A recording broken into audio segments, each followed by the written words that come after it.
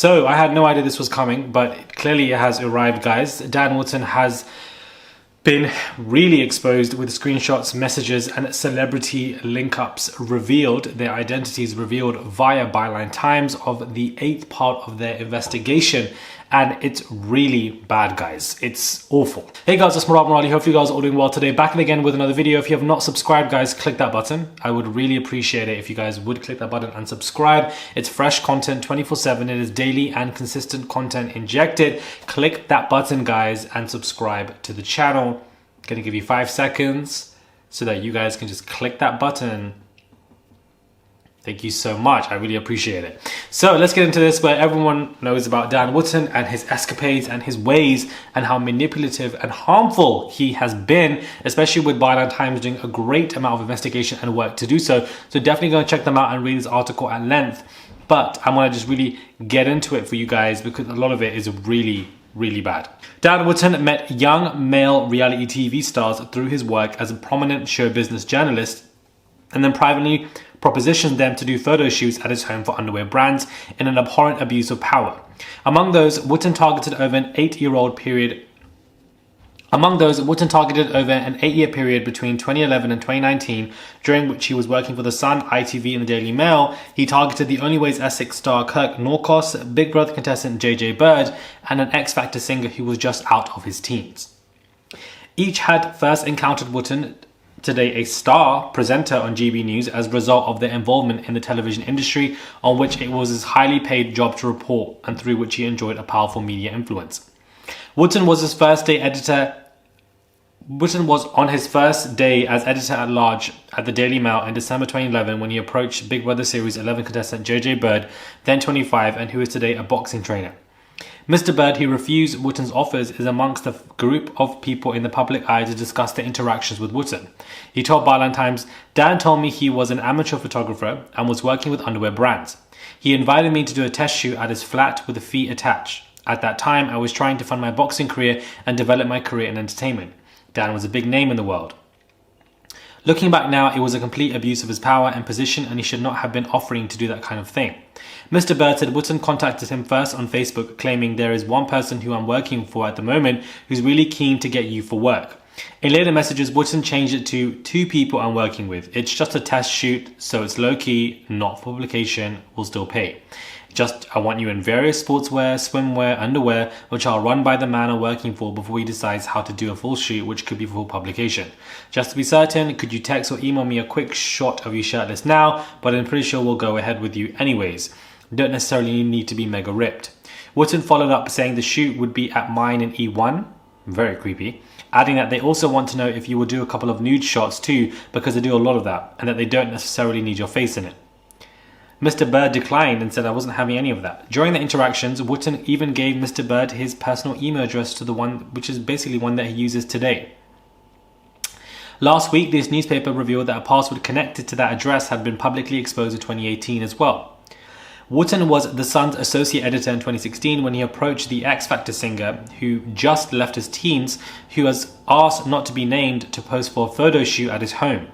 The celebrity singer said, "I was there to do a promotional thing with the paper. Dan Wooten was a big deal. Everybody knew him. He was very powerful.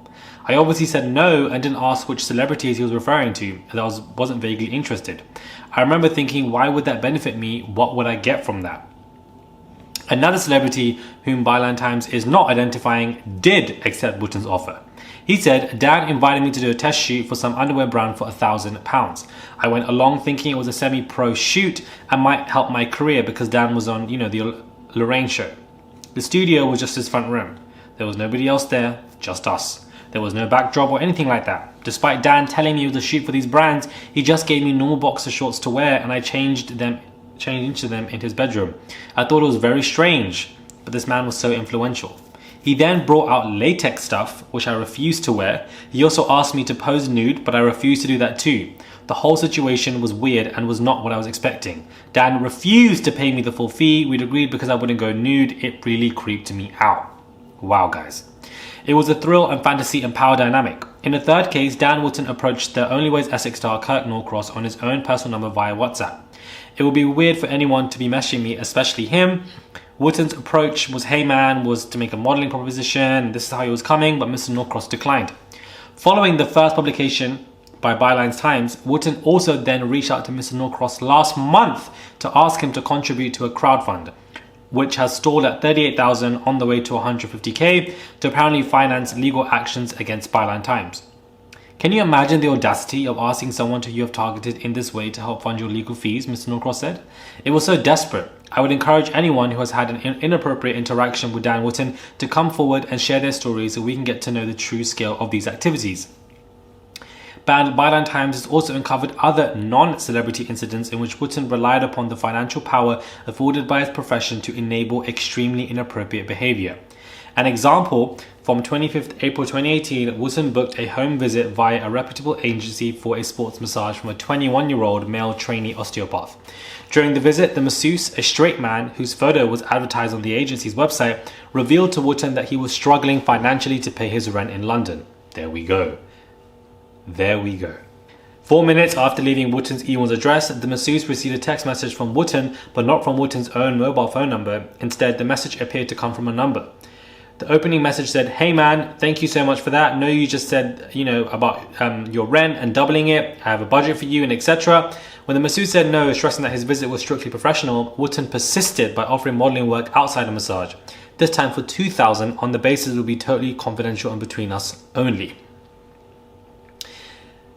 The masseuse, speaking on condition of anonymity, said, most kind of people would feel sympathy for my financial situation. Dan used it as a tactic to try and get me to do something extremely inappropriate. I felt shocked and uneasy. Let me read that again for you guys.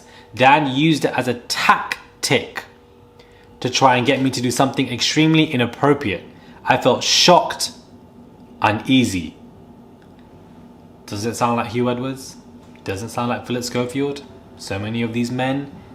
Doesn't it sound like my scandal, my situation that happened last year, being a young teenager doing ridiculous things for much older men who used my poor financial, homeless situation as a ploy to do things that I should not have been doing for much of these men. Exploitation, abuse of power, 40-year-old men contacted me at the age of 18,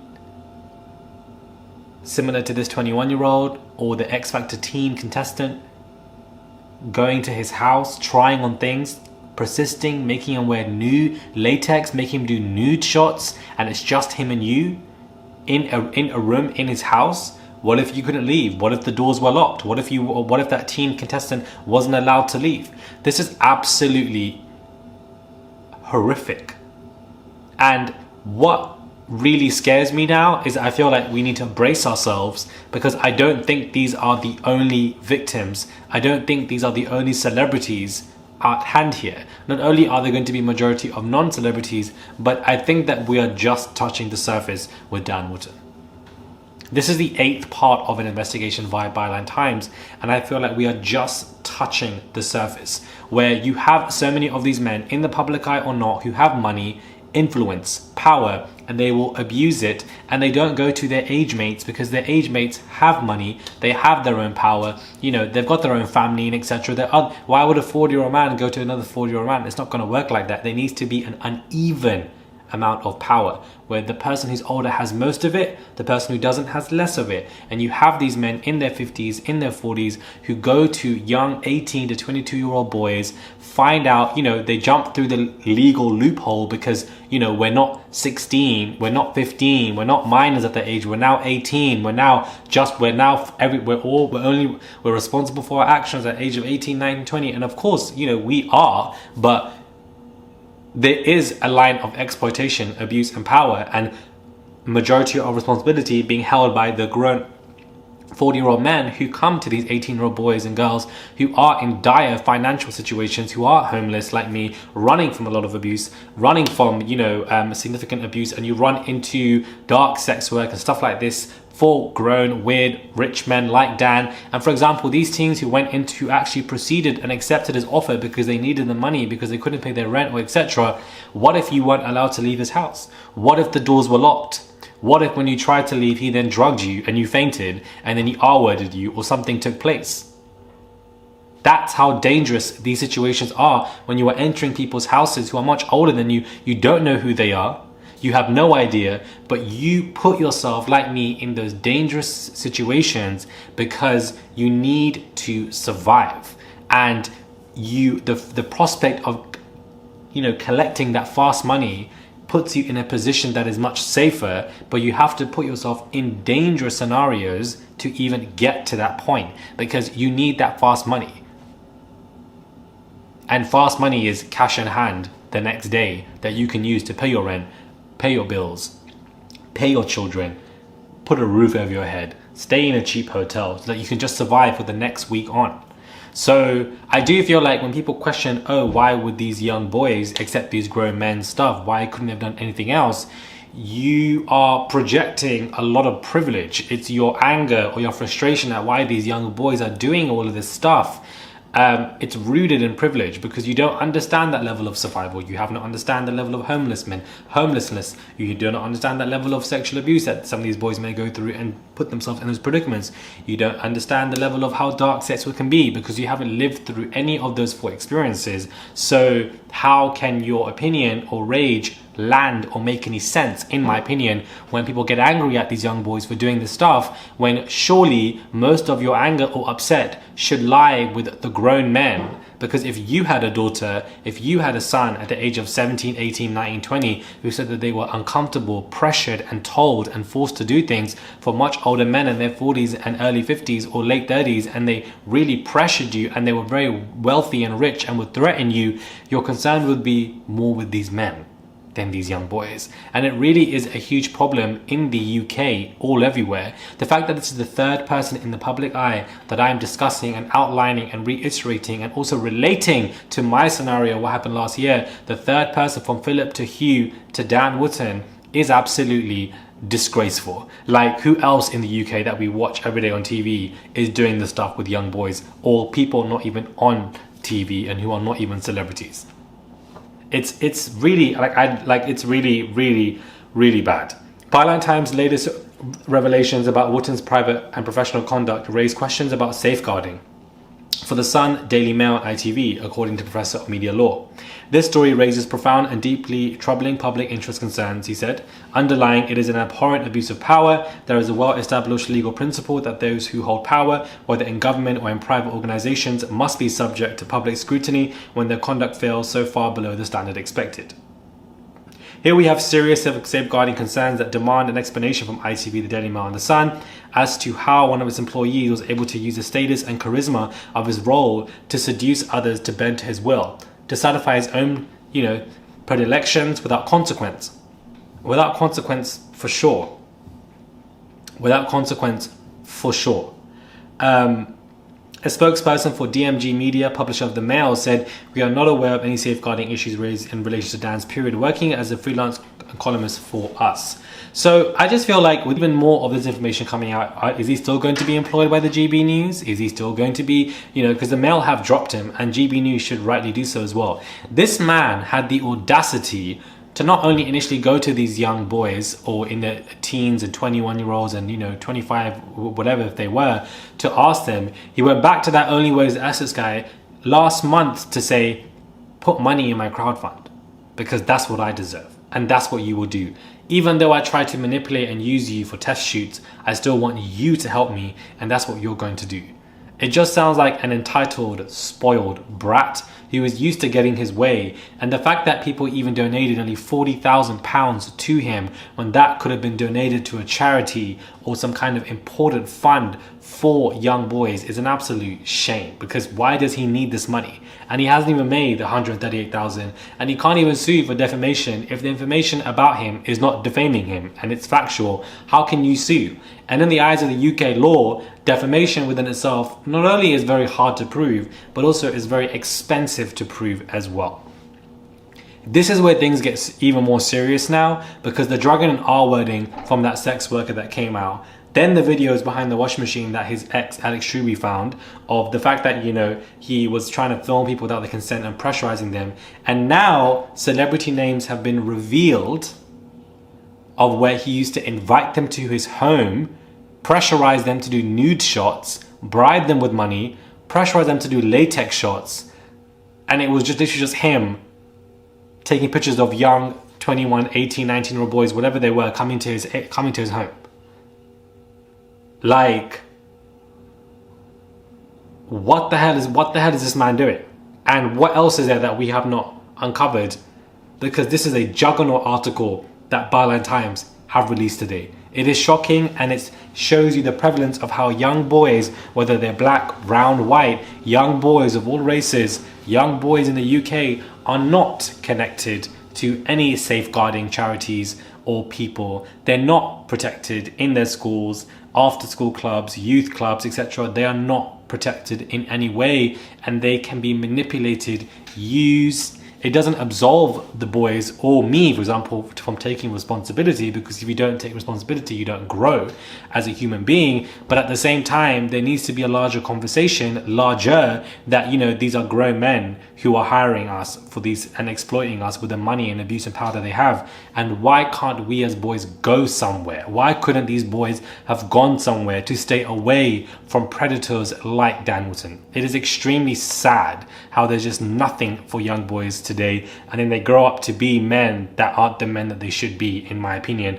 for what we're seeing in society anyways. So I think that this is a very sad, shocking revelation. I feel for these celebrities who've come forward. Some of them don't even want their names revealed because they probably still carry trauma and are embarrassed by this entire situation. It's an absolute epidemic. It's awful. He should not be presenting on GB News. How many more revelations that are far worse than anything about Philip Schofield are going to be revealed for this man to still be on GB News every single day? He'll be on there tonight at 9 p.m. What does that say about the culture and environment at GB News? Considering that they already have 4 Ofcom investigations thrown their way anyways, who's even watching that show? Why would you watch that show? Would you continue to watch presenters knowing that they were trying to contact and your daughters, your sons, inviting them to their houses to pose in nude and spandex and latex and all this stuff? Would you still be watching the show? I don't think you would. So I think people need to really think about the situation. It's horrific, and it's been a long time coming. It's been a long time coming. And guys, girls, ladies and gentlemen, and everybody else, we are only just getting started. I feel this is going to be, a long case, I think. And it also speaks volumes that I feel like I think I'm the only one speaking on this. I don't see many people speaking on this. Yes, recently articles have picked this up, but outside of that, I'm not seeing a large volume of conversation on this. And it's really sad. It's really sad. Let me know your thoughts. I want to come to this, guys. Subscribe to the channel. Click that button. It is daily and consistent content. Subscribe. I would really appreciate it, guys. Subscribe to the channel. Let's get to 267. Okay. I would appreciate it if you guys subscribe. It's just one click. And I will catch you guys soon for another video.